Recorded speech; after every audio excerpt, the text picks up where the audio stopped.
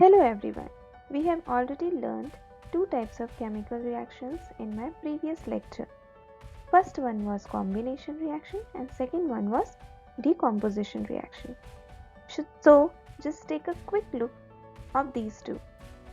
Combination reaction where two or more reactants combine to form a product. So here you can see first reactant is going to combine with second reactant to give a product. Second one is decomposition reaction. Decomposition or breakdown.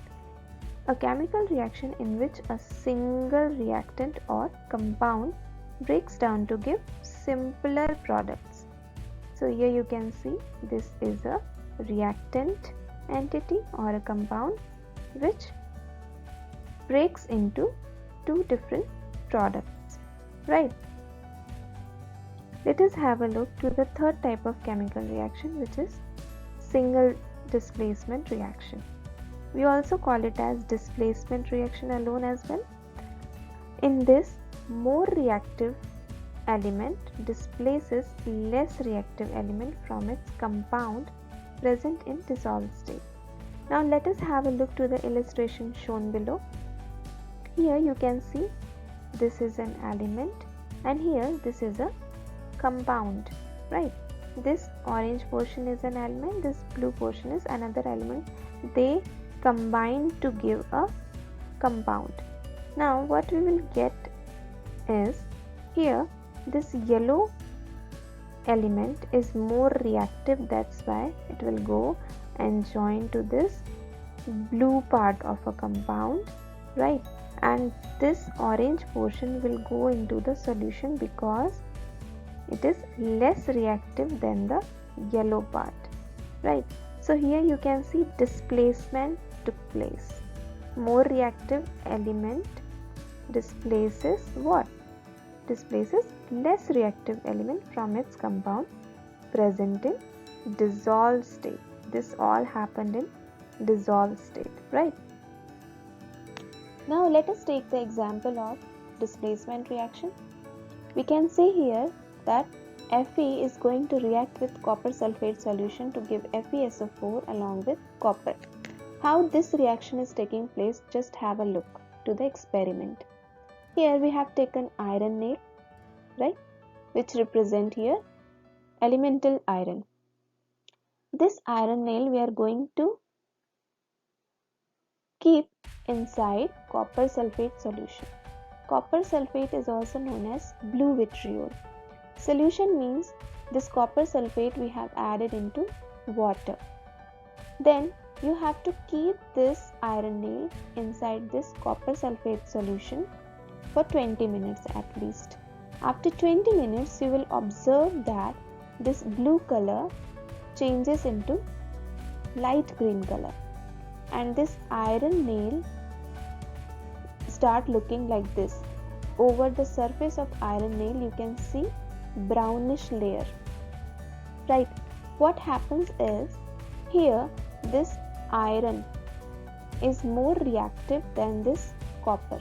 That's why this iron displaces this copper from the copper sulfate solution and took this copper place. Then after, in the product side we will get FeSO4 and this, because this Fe took the place of copper and this copper will go and deposit over the iron nail to give it brownish appearance. This FeSO4 is green in color and this picture of iron nail you can see before it was looking like this and after it will start looking like this. Let us take fourth type of chemical reaction, which is double displacement reaction. In this you can see there is exchange of ions takes place between reactants to form new substances or products. So just have a look to the illustration below. You can see there are two reactants. First reactant is this one and second reactant you can see here is this one. This is first, this is second. Now what happens is you will get these two products. How you will get these two products? This portion will come here and this portion from the second reactant will join, right? Means this portion will join to this portion.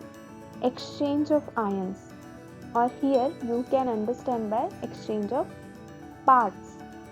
Now second product will form like this purple portion will go here and this yellow portion from second reactant will come here and they join to form a product. So this is first product and this is second product, right? So there is exchange of portions, parts, or you can say ions. We'll see in the example in the next slide. Now let us take the example of double displacement reaction. Here we have taken sodium sulfate, which is Na2SO4, and second reactant is barium chloride. This sodium sulfate is sodium salt of sulfuric acid, which is highly soluble in water and is white in color. So solution will also be white in color. Its solution we have made with water. Now we have barium chloride, which is a barium salt. This is also white in color. That's why we'll get white colored solution with water. Now when these two reactants react, then we'll get barium sulfate along with sodium chloride. How it is a double displacement reaction? Just try to understand. Here 2Na will go and combine with this chlorine, because this Na will go and combine with this chlorine. Here sodium will displace this barium from this compound or from this salt solution, right? And this SO4 will go and join with this barium, right? Because this barium will displace this sodium and this sodium will come to the place of barium. So there is displacement took place, double displacement took place. Two ions changes their position. So we will get barium sulfate, which comes in the form of white precipitate in the solution, and NaCl, which is sodium chloride salt, right? So here we will get precipitate, white color precipitate, after mixing this barium chloride to sodium sulfate. A precipitate, what is the meaning of a precipitate? A precipitate is a substance which gets deposited in the solid form from a solution, right? Here it will get deposited at the bottom. After it will settle down and it is of white color, right? Let us understand the sixth type of chemical reaction, which is oxidation reduction reaction. This is also known as redox reaction together, right? Now I have written here the difference between oxidation and reduction. We'll go through this table, then after I'll explain each line one by one. Here it is written, in oxidation there will be loss of electrons, right? Oxidation and reduction are opposite to each other. So if in oxidation loss of electron is taking place, then in reduction there will be gain of electrons. In oxidation there will be increase in oxidation state. As the name suggests, oxidation, here oxygen will add, okay, to the atom or compound. So there is addition of oxygen. And opposite to this, in reduction there will be removal of oxygen. As addition of oxygen is taking place, so here will be removal of hydrogen. While in case of reduction, addition of hydrogen takes place. Because addition of oxygen is taking place, so that's why oxidation state will increase, right? While in case of reduction, there will be decrease in oxidation state or oxidation number of the element in a compound. Okay, now in the next slide we will understand this one by one, each line one by one. Now have a look to the illustration given below for oxidation reduction reaction to understand it well. Here you can see X is a substance, right, or a compound which has electrons in it. This X is going to lose its electrons to Y.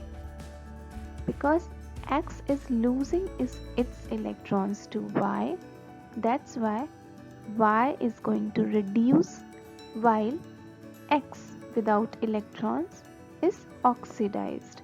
So that's why oxidation reaction took place here, while in case of Y there is reduction.